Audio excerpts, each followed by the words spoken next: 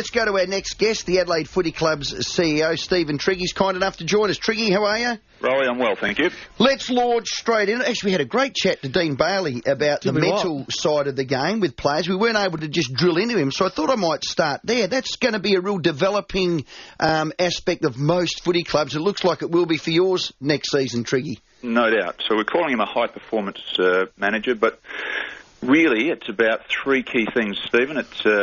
It's leadership, it's culture, and, for want of a better term, mental skills or psychology. So, as I think Bale said to you last night, we've got the physical aspects covered in our industry really well, but the whole idea about, really embedding and integrating psychology better into our program and our various programs looms as being, if not the new frontier, but a really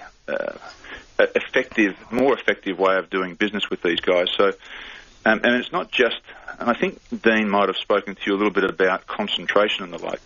And one of the really key things that you want to get into your players are these skills of, personal skills of resilience, for example. And a lot of educational places talk about this now in terms of wellness and resilience. And given what footballers have to go through, their capacity to keep bouncing back and riding the bumps physically and otherwise is a really important part of what we do. And Paddy's role in all of that will be really important. How are you going to measure it, Triggy?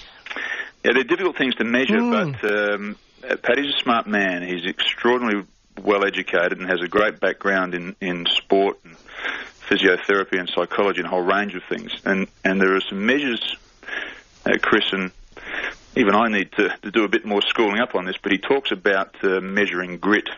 Yep. And the capacity to dig in and to ride through difficult situations. So that part of what we do, there is some capacity to measure.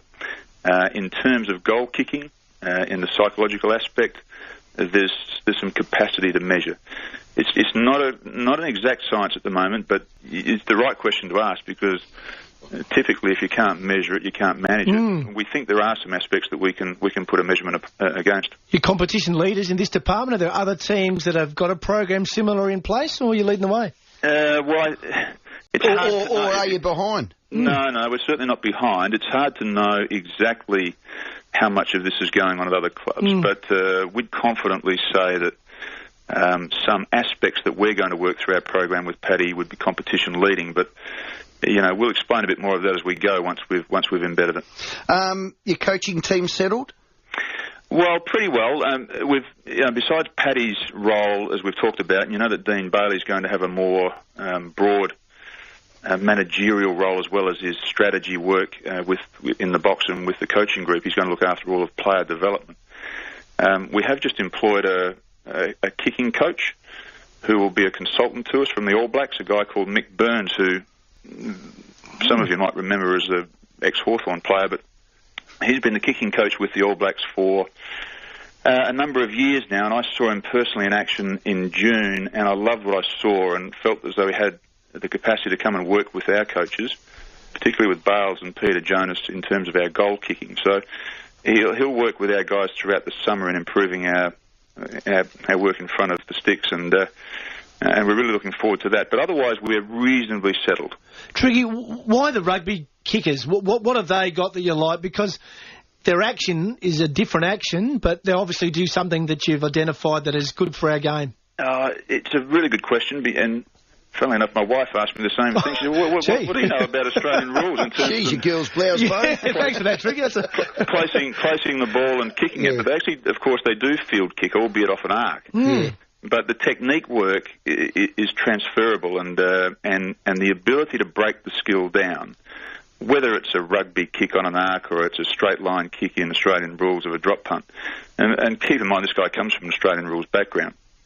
I have no doubt, and similarly, Bales, who's had some discussion with him now, that he can bring a different perspective and help to what's a really important part of our program. First and foremost, though, in all of that, we need to create more time to commit to it. Yep. And we need to become better at it. And to your point before, Chris, that is certainly one you can measure at training and in games. And we're just going to beef that up in terms of its resources with Mick's involvement over the summer. Is that a full-time or part-time position? No, part-time. Okay. And Ian Callanan, where's he at? Well, I think I'm right in saying you spoke to him last night, and DB Burtonshaw told me he was a little cagey about it, and he would be because he's trying to weigh up his options. From our perspective, we'd love him to stay involved. I think he can add a lot to our program, and particularly at the state league level. So he just needs to work through that with with Nobes and with Sando and see what we can come up with. But we'd love him to stay involved. Okay, so you've tabled him a deal. If not in real detail, certainly conceptually, so it's being worked through. Okay, so that would be the captain of the twos team and obviously a development role. There's every possibility of that being the case, but as I said, it's got some distance to run. Probably, and I think even Ian said this, didn't he? Later this week, early next week. In fairness, yeah. Triggy, the draw comes out, or the fixture comes out in a couple of days. What are we expecting? We sort of know a little bit about the early stuff, and I think you're on record as saying it didn't look too bad from what you've been able to see. I think fair and balanced in terms of the business side and indeed the football side. I think you guys seem to know there seems to be little packets of information gone out there. You seem to know that we're playing Geelong first up away on a Thursday night. Our round 2 fixture at Adelaide Oval, and everyone now seems to know that we play Sydney in round 3, which is our opening home game at Adelaide Oval. I think just to continue that, we're playing a Thursday night fixture, just one in Adelaide, as well as that opening Thursday night away. That Thursday night in Adelaide is against Collingwood, and it's wrapped around our first bye at about round 8 or 9. Leading into a public holiday, or just... No, it's not. That's the ideal world. And just to clarify there, and we did ask for 1 or 2 Thursday nights to trial, even though we think both on national television and for an Adelaide audience at Adelaide Oval, it would be a fantastic thing. We tend to wind ourselves up a little bit in the city, and then all of a sudden it became we're looking for an abundance of Thursday nights, and it would be our new signature time slot and so forth. I mean, be really clear. We're looking for balance in our fixture. We have so many different people from different backgrounds as part of our nearing 50,000 membership that we don't want to lock ourselves into one particular time slot, and so we're looking for some balance. And there is some really good balance in this fixture for us between a good number of Saturday night games, a couple of Sunday lunchtime games, and this Thursday night and a Friday night fixture, which is terrific too in the middle of the year. So we're looking for 1 or 2, and we'll see how it goes. Our people shouldn't be concerned that we're looking for 3 and 4 and 5. The fixture can't sustain that. But I think a Collingwood Thursday night, regardless of holidays or leading into long weekends, will be a fantastic occasion. To your point, Chris, we did ask for it to be ideally situated into the holidays or whatever, but really to be able to play a Thursday night fixture or a Monday night fixture, you need to wrap them around buys or split rounds. Okay, that's where that comes in. So you can confirm a Thursday night game versus Collingwood at Adelaide Oval and another Friday night game. Who are the double-up teams? A lot of fans want to know that one, Triggy. Yeah, well, they've got this new process whereby, the top, middle and bottom 6 from the previous season 6 and 6, double up. I think you'd be aware that we'd be playing Port Adelaide twice. Collingwood twice, North Melbourne twice, St Kilda twice, and GWS twice. So we will, I think from a football perspective, it's fair. We've got a really tough opening to the season, as you now know. We're quite pleased with the travel arrangements, and more of that will come out on Friday. But I just did want to clarify, too, one thing with you guys in terms of Anzac Day or Anzac weekend, because to continue the theme of winding ourselves up, just to be really clear for our supporters, our members, is we were really keen and did request to play a fixture on the Anzac weekend, an underlying Anzac weekend. Made that point to Michelangelo, I think, 6 weeks ago, and by the time it had finished that weekend, I reckon you guys respectfully had built it up to be Anzac Day and for the next 10 years. So really, we were just looking, and we'd have 1 in 6 home games on an Anzac weekend.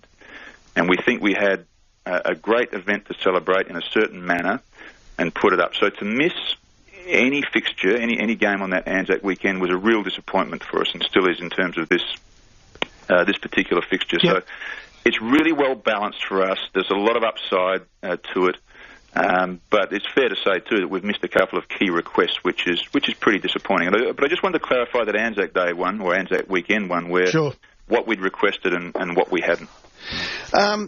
So I can confirm with you that you're saying you'll play Port Adelaide twice, Collingwood twice, North Melbourne twice, St Kilda twice, and GWS twice. That's straight off the top of my head, I think that's right. Wow, they're the double-ups. And you're going to be home for Easter and away Anzac Day?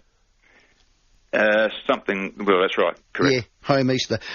Pricing of tickets for the move to Adelaide Oval, the AFL's confirmed a $2 now. Let's call it a surcharge, a tax, an equalisation fee, whatever you want. How will that impact on us at Adelaide Oval? Well, I think the first thing to say is they need to be really clear about what we're talking about here. We're talking about daily tickets and or if you like, in some other parts of Australia, walk-ups. So this is not going to affect membership, 11 games or 3 games or whatever. This is for the dailies, the walk-ups. And if you look at those prices across 2013, they're really affordable for adults, for concessions and for kids. I mean, I think kids are $2 or $3. It's really quite an extraordinarily inexpensive product. What most clubs do then is put a reserve seat price on top of that, and here at AAMI Stadium, for example, we haven't had the capacity to have just a GA without a reserve seat, whereas we'd be able to do that at Adelaide Oval. So we've got a broader product up there.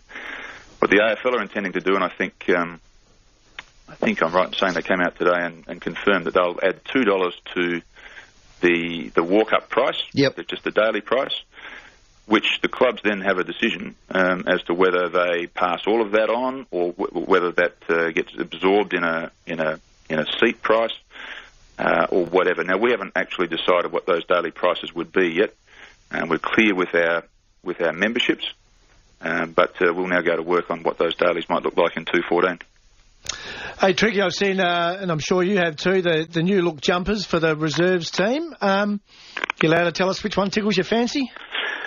Well, got an opinion? I've got an opinion, but I'm keen to let it run, genuinely run. We've had over a couple of thousand responses so far, which has been really genuinely fantastic. Yeah. But some bright spark suggested in the Twitterverse yesterday, apparently, according to my guys, that well, this is a great process. We'll go through this, and then Trigg will just decide anyway. But that's not actually how it'll work. I promise you. I'm really keen for the guys to put it to our members, to our supporters, and see what they come back with. But we narrowed it down to a couple of genres, for want of a better term, white based with either the V arrangement or the banding. Yep.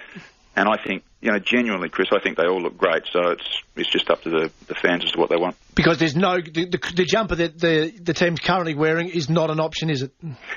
The away jumper?